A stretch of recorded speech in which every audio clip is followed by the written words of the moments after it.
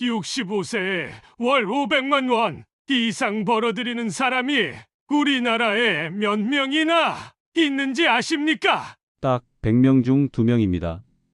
그럼 나머지 98명은요? 그냥 버팁니다.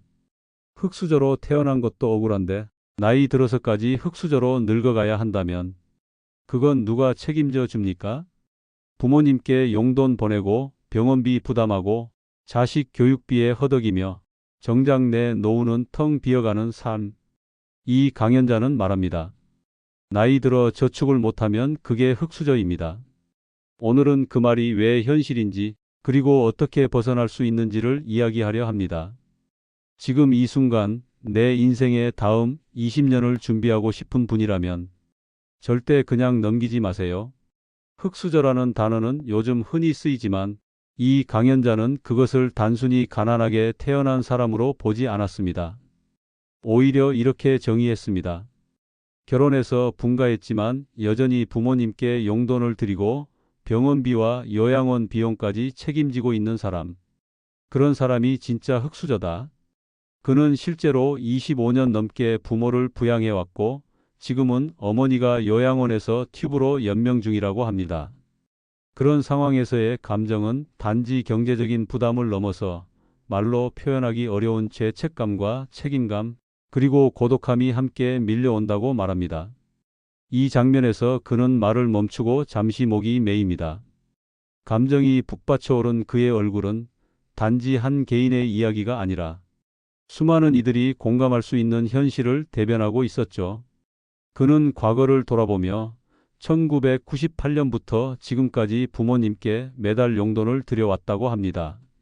여동생의 등록금을 대신 내고 본인의 결혼 이후에도 형제들과 함께 개를 만들어 부모님 병원비에 보탰다고 하죠. 시작은 좋은 의도였지만 부모님의 건강이 급격히 악화되며 그 개는 끝이 보이지 않는 출혈로 이어졌고 결국 7년째 요양원에 계신 어머니의 병원비를 지금도 형제들이 나눠 부담하고 있다고 합니다. 이쯤 되면 질문이 생깁니다. 그럼 대체 흙수저를 벗어날 수 있는 방법은 있는 걸까? 그는 여기에 대해 아주 냉정하게 답합니다. 소득이 늘어도 저축이 줄면 흙수저입니다. 실제로 우리나라 통계에 따르면 39세 이하 가구의 평균 저축액은 월 200만 원에 달합니다. 하지만 40대가 되면 이 수치는 줄어들기 시작하죠.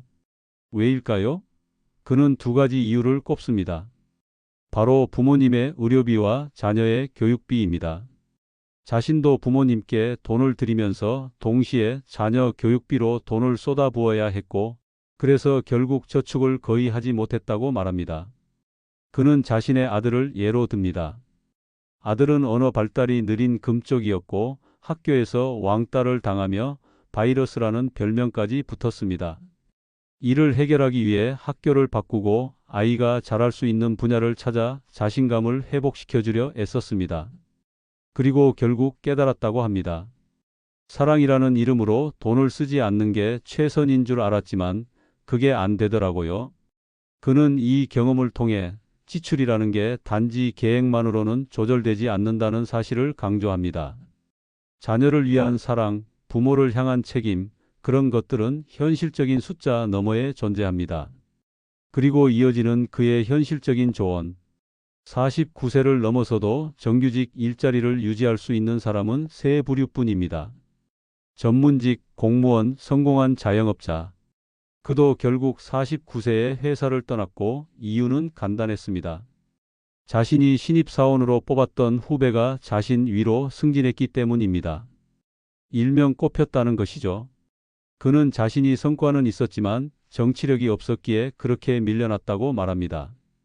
이건 단지 한 사람의 사례가 아닙니다. 중년 이후의 직장 생활이 얼마나 불안정한지를 보여주는 대표적인 현실입니다. 그렇다면 경제적 준비는 언제부터 어떻게 시작해야 할까요? 그는 33세부터 49세까지 16년 동안 월 200만 원씩 저축한다고 가정하고 시뮬레이션을 보여줍니다. 연 2% 수익률로 굴리면 약 5억 원, 6% 수익률이면 6.8억 원이 됩니다. 여기서 중요한 건 수익률보다도 기간입니다. 자산이 불어나는 건 시간이 지나야 가능하다는 것. 특히 처음 몇 년은 원금이 크게 늘지 않아 좌절하기 쉽지만 중반 이후부터 복리의 힘이 진가를 발휘하게 된다는 것입니다. 하지만 여기에도 변수가 있습니다. 인플레이션입니다. 5억, 6억이 16년 후에도 같은 가치를 지닐 거라고 믿는 건 환상입니다. 그렇기에 그는 말합니다.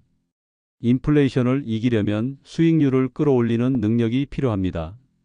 그리고 그것은 반드시 공부로 뒷받침되어야 합니다.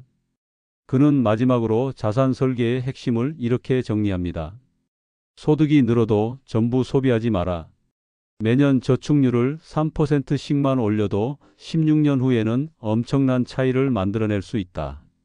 그리고 덧붙입니다. 우리는 대부분 눈이 없습니다. 어떤 집이 오를지, 어떤 주식이 뜰지, 누가 사기꾼인지 모릅니다. 그러니 기본을 지키는 게 제일 중요합니다. 그가 강조하는 기본이란 과감한 투자나 한방이 아니라 소득의 일부를 꾸준히 저축하고 부모와 자녀 사이의 금전 흐름을 관리하며 감정적인 소비를 줄이는 것. 그 단단한 기본이 쌓여야 어느 순간 동수저 이상의 노후를 기대할 수 있다는 것입니다. 이 강연을 들으면서 느꼈습니다. 결국 우리 모두에게 필요한 건 화려한 재테크 기술이 아니라 현실을 직시하는 용기입니다. 내 상황을 정확히 이해하고 오늘부터 아주 작은 실행이라도 해보는 것. 그게 바로 노후 경제를 지키는 첫걸음입니다. 혹시 여러분도 부모님 부양하면서 내 노후는 점점 멀어지는 것 같다는 생각해 본 적 있으신가요? 또는 자녀 교육에 모든 걸 쏟느라 정작 자신을 위한 준비는 뒷전이 된 적 있으셨나요? 그렇다면 댓글에 여러분의 경험과 생각을 남겨주세요. 지금 이 순간 당신의 이야기가 누군가에겐 큰 위로와 용기가 될 수 있습니다. 그리고 이 이야기가 도움이 되셨다면 든든한 노후 통장 구독과 좋아요로 함께 해주세요. 우리 모두 더 늦기 전에 준비할 수 있습니다. 채널명 노후 경제 이야기